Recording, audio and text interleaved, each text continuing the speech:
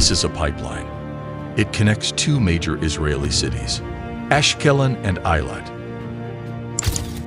What's interesting about this pipeline is that it used to be known as the Israeli-Iranian pipeline in the 1970s because the two states worked on it together to transport crude oil through Israel to Europe. But that is a thing of the past. The October 7 terror attack on Israel by Islamist terror group Hamas has put this conflict on a whole new level. Because Hamas is backed by Iran, Iran has now escalated attacks on Israel. Iran-backed and Yemen-based Houthi militants have sounded a war alarm in the Red Sea, majorly against the US-led West. Meanwhile, the Iranian regime has deployed its elite Islamic Revolutionary Guard Corps units in Yemen, who are playing a direct role in Houthi attacks in the Red Sea. Iran and Israel are among the biggest military powers in the Middle East, but they are very different. The Islamic Iranian regime denies Israel's right to exist, which is the only majority Jewish state in the world. But the conflict is about much more than Jews and Muslims. It is also about Israel's #1 ally, the United States. We break down for you the historic triangle and what is it really about.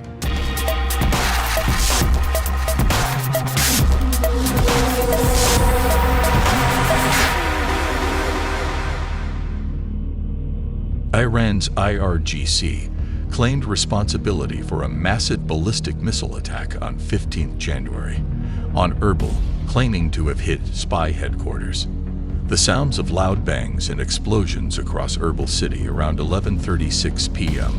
on 14th January scared thousands of residents as at least 5 ballistic missiles struck Erbil. At least 4 civilians were killed and 17 injured as the missiles struck.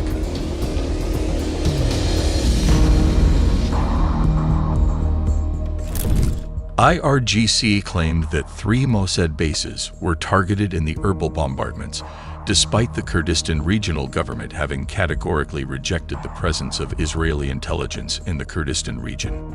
Meanwhile, Iran's IRGC commanders and advisors have been deployed on the ground in Yemen and are reportedly playing a direct role in Houthi rebel attacks on commercial traffic in the Red Sea. The IRGC has stationed missile and drone trainers and operators in Yemen, as well as personnel providing tactical intelligence support to the Houthis.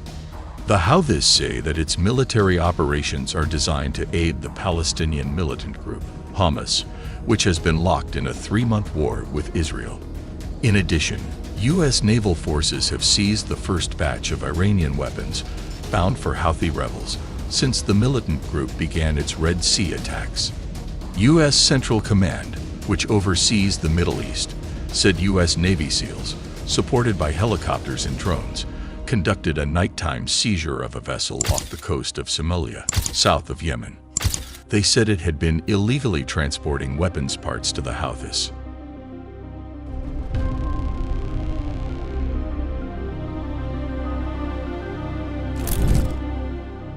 After Israel declared independence in 1948, Iran was actually among the first Muslim-majority countries that recognized the new state.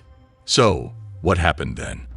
The Iranian Revolution in 1979 turned everything upside down when the Western-backed Shah regime was toppled.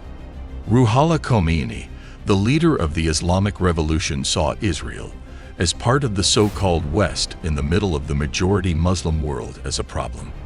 And ever since, the Iranian regime doesn't recognize Israel as a state. The Palestine Square formed the heart of Iran-Israel conflict. After Hamas' October 7 attack on Israel, people in Iran protested here in support of the Palestinians, and some even in support of Palestinian militant group Hamas. But remember, Iran is an authoritarian state. Hence, these protests might not reflect what people actually think. However, it's important to understand that ever since the Iranian Revolution, the Iranian regime presented itself as a vocal supporter of the Palestinians.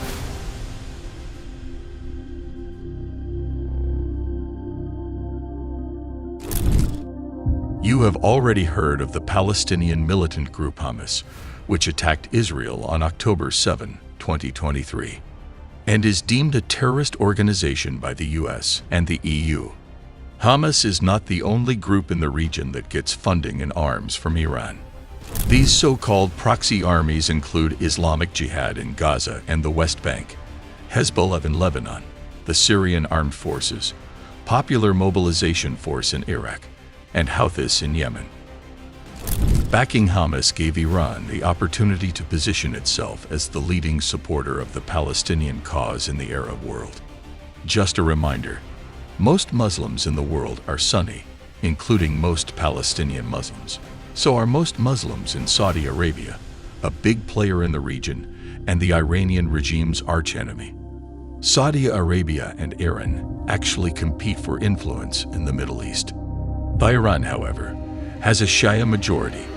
Same goes for most Iranian proxies in the region, such as Hezbollah. So let's travel a bit further to the north, to the Lebanon-Israel border region.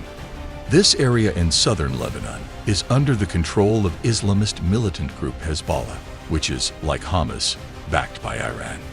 And then there are the Houthis, which operate mainly in Yemen. The hatred against Israel often goes hand in hand with hatred against the United States. Meanwhile, Yemen-based Houthis have targeted Israeli-linked ships in the Red Sea. This puts Iran in proxy confrontation with Israel. But does that also mean Iran itself could act against Israel directly at some point?